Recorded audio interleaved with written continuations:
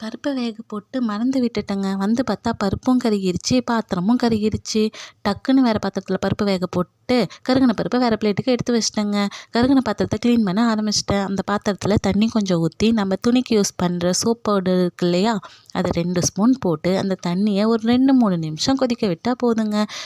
மறந்துடாதீங்க, கொதிக்கும்போது ஒரு கரண்டி வச்சு கிண்டிக்கிட்டே அந்த தண்ணியை கொஞ்சம் கொஞ்சமாக கொதிக்க வைங்க. கொதிக்கும்போதே நமக்கு கலர் சேஞ்ச் ஆகுங்க. அதாவது சைடில் இருக்கிற அழுக்கெல்லாம் நம்மளே கரண்டி வச்சு எடுக்கும்போது அந்த தண்ணிலாம் கலர் மாறுங்க. அப்புறம் நம்ம நார்மலாக பாத்திரம் விளக்க யூஸ் பண்ணுவோம் இல்லையா, கம்மி நார், அந்த கம்மி நாரை வச்சு நம்ம நார்மல் பாத்திரம் விளக்குற சோப்பை வச்சு தேய்ச்சா போதுங்க.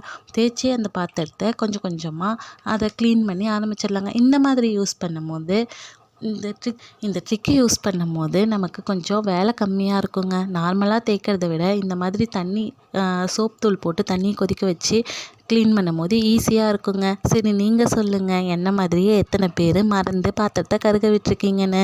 அப்படியே நம்ம வீடியோவுக்கு ஒரு லைக் பண்ணுங்கள், நம்ம சேனலை ஒரு சப்ஸ்கிரைப் பண்ணிடுங்க. மறக்காமல் இந்த டிப்ஸை யூஸ் பண்ணி பாருங்கள்.